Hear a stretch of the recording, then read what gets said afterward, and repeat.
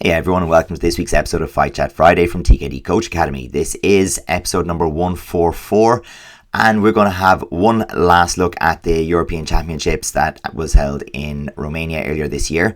After that, we may take a little bit of a look in the European Cup that just finished in Poland and see if there's some good matches from that, and particularly if anyone's having a look at it or was there.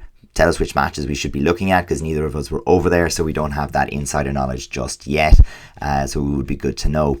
Today we're going to tackle Luke Moriarty versus Iain Hare from Scotland, and this is a semi-final of the men's minus 78 kilo division. Really good match, really interesting, and I think some good contrast from the match that we covered last week as well.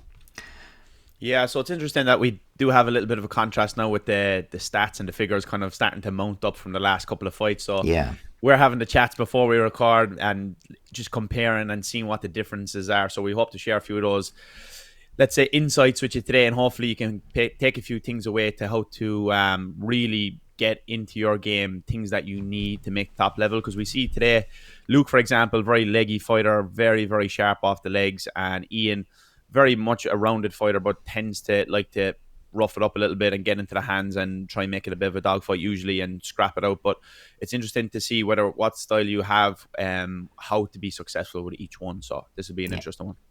Super. So we'll jump right in, and we have Luke Moriarty in red, Iain Hare in blue.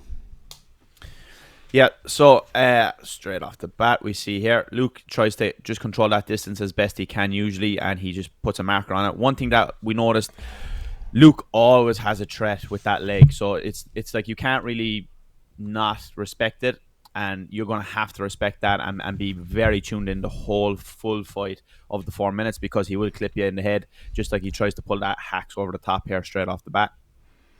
Yeah, and I mean, it's definitely always the threat, because he doesn't commit his chamber so much on the side kick that his body facing becomes overly side facing or even slightly back facing. He'll always keep that slight bit of open facing with the chest, the knee up, toes up slightly, and he keeps that utility chamber to let him have the option of the turning kick to the body or to the head, the side kick, and the hacks. And, you know, he's able to keep the look that he gives his opponents very much the exact same, and we see it there. We don't know what he's throwing yet, so he's just pressuring, creating some space, but it could be the side kick, it could be the hacks, it could be the turning kick. It all looks the same, and Iain has to respect the threat of all three. Yeah, he has that knee nice tucked into the body, really, doesn't he? As you said, there's no commitment on it. You don't know what it is until it clocks you either in the head or in the body, and his extension there that he's able to get from that, you know, it's really effective the way he's able to come up over the top without any lean or sacrifice. Really, he's able to do it seamlessly, so that's a big weapon for him, and he's able to always put his opponent on shout on the back foot there, always watching out for it. And basically he puts the power into his own driving seat the whole time, because the other fighter is always on watch, always playing second fiddle to Luke, because they have to be so respectful of that front leg. Yeah, and you can see where Iain has managed to do very well here, in terms of Luke has shifted in and not used the leg, and Iain has come to meet him and has done, you know, quite a good job to get some return off the hands there. And we do see again later in the fight as well where Iain is like really quite successful in terms of creating some pressure, and the challenge is, can you actually have this at a distance? And this is really evidenced here. Iain wants the distance closer so he can beat the leg, but in coming closer, he makes it that little bit easier for Luke to get the hacks into play without having to create something for himself. So Iain has to be very sharp all the time. Luke only has to drop that hacks once or twice, and the match goes beyond the opponent, you know? Yeah, so Iain has a choice to make here. Does he fight on the end of the leg, or does he try to fight on the outside of it, hoping that there's a mistake made that he can get that timing correct? And, you know, to be fair, both options aren't really ideal against Luke, because he has that chamber that we spoke about. So it's a do-or-die situation, really. You just got to pick one and try to stick to it. Yeah, I mean, the one thing I don't think we did see from that perspective is Iain looking to pull in a circular fashion. So very often, if someone carries a high chamber, the last thing you want to do with them is give them that straight line. So it's much easier to push forward and cover distance in a straight line.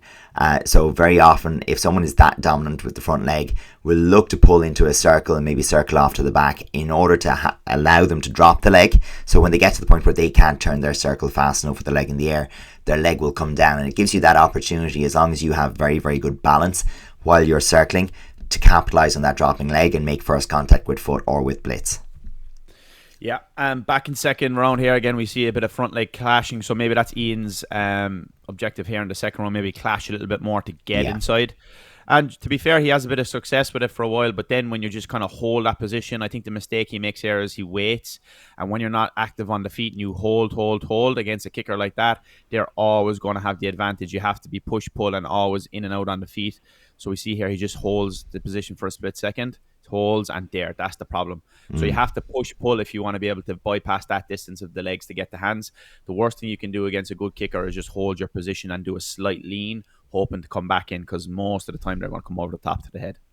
And we see this first attempt maybe at the direct counter as well from Iain, and he does try this 2 or 3 times in the second round, where and I think it's certainly a choice that you can take, and it could be effective, where he's looking to counter under the front leg with the reverse turning kick, and not a bad option, but obviously you need to make sure that Luke is committing so that you can get that shot on. If the leg is waving, it'll probably just swing into the guard. So but I think, we're seeing the tactical creativity there. It's like, okay, well, I've tried this. That didn't get me the return I was looking for. Now I'll try clashing. Okay, now I'll try to x-ray and go under the leg.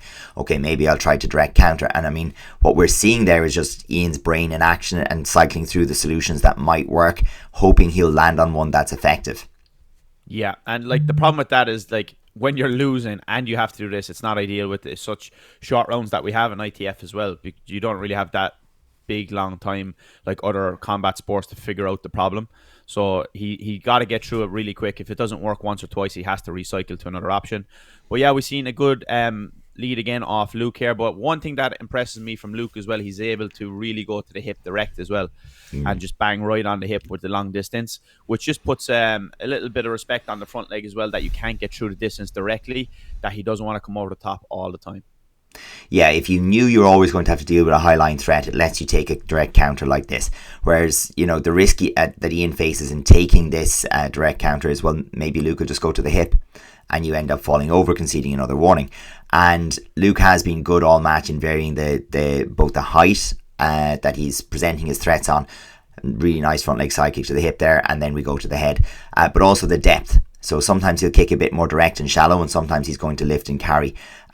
So he is making it difficult for his opponent to put him in an unfavourable distance.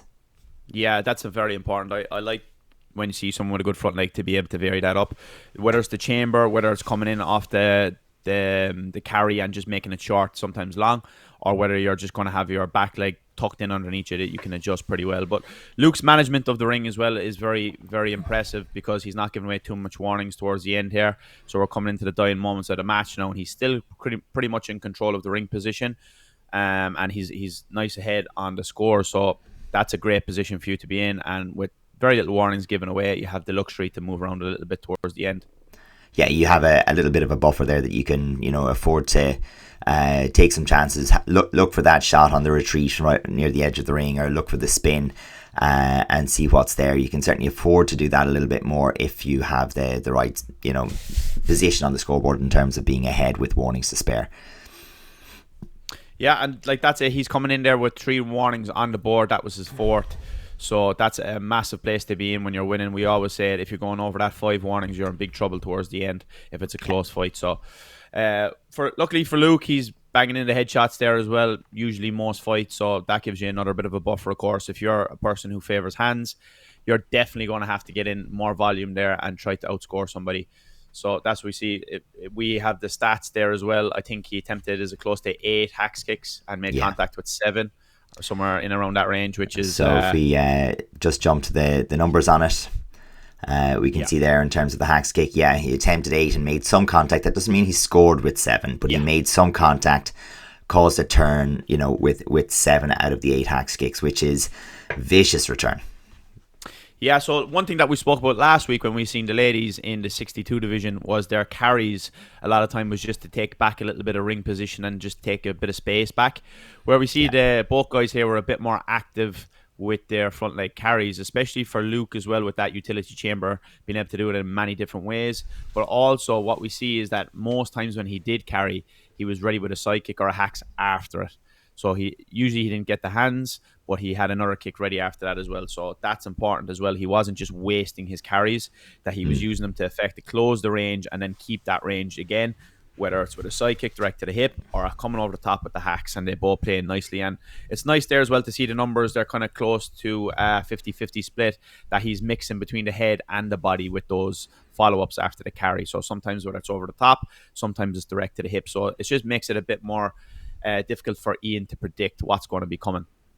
Yeah, and I mean, from Iain's perspective, you can see there where he's had his 3 attempts to get to hands, and he's been successful in getting into contact on all 3 occasions. What he hasn't managed to do is add in the follow-on. So the hands have been stopped. So Luke has managed to smother him or step in or to close off the hands, and he hasn't got the huge return where if his opponent would turn, or if Luke would give space to the hands, it would let Iain get in those big finishing shots. And that just didn't come about this time. So for going back to your old phrase, if you're the puncher, you are going to have to outwork your opponent. So it's not that Iain only punches; he's a very well-rounded fighter. But in this case, where the front leg battle is decidedly against him, he needed to maybe rely a little bit more on being able to get to the hands, a bit more push-pull to be able to get in there, because that's where he's got the greatest return on investment. Yeah, I think as well, if we've seen like his carries, he had maybe 50% of what Luke had, but I think that was one of his options to get close as well if he did want to go both the hands. Yeah. So you need to probably see that a little bit higher, and the side kicks as well. I think that you should, if you're against a good kicker and someone who's coming over the top and well able to score head kicks, I think the worst thing you can do is neglect your own side kick to the hip. So that's a lesson for some people out there as well against somebody who has that really long range on the legs.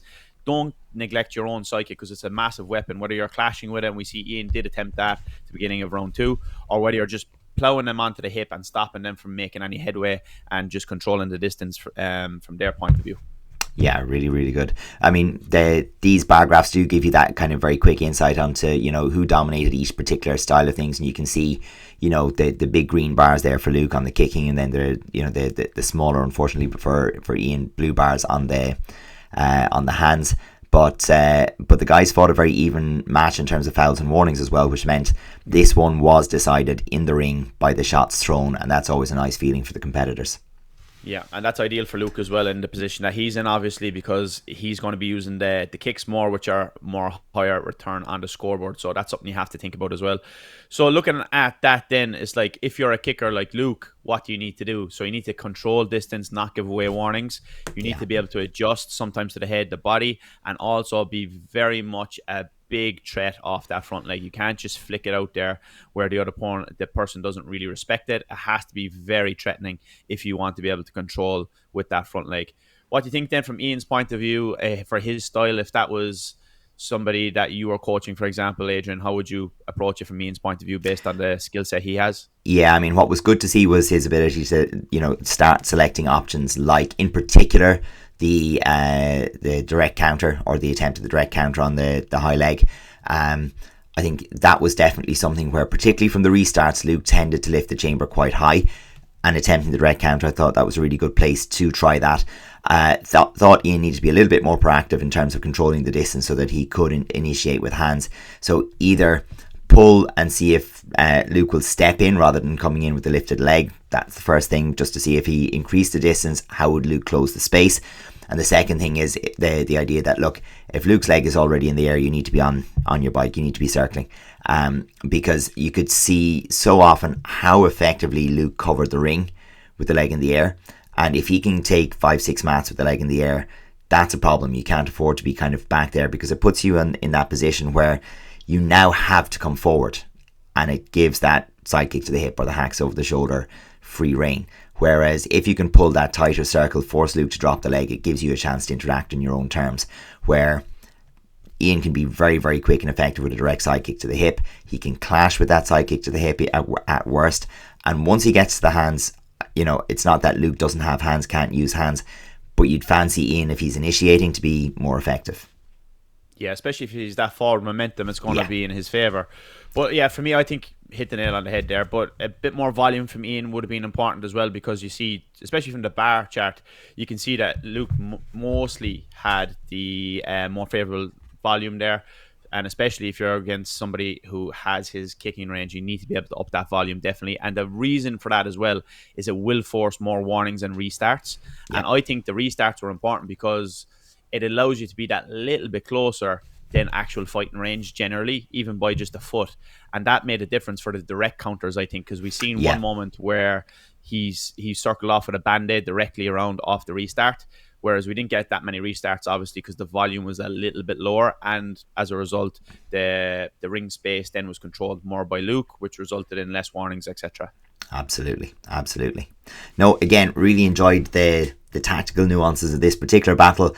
And Luke obviously went on to fight a final against Finland, I think, in the final of the 78s, and went on to win that afterwards. Again, we may come back on that fight at a later date, but for now, if you do have any thoughts on fights that we should be covering from the European Cup in Poland, please send us on the link or give us a heads up as to which fighters you thought had a great battle. We'd love to spend a little time digging into those. If you're still enjoying the stats, let us know what you think of those as well, or if any of them are proving useful to you or changing how you view your sparring. Definitely let us know what you think of those as well. And if there's something that we're missing or a stat that you'd like to see, let us know, because, you know, while we're looking at the fights and keeping note of things, we can always add in something a little bit different.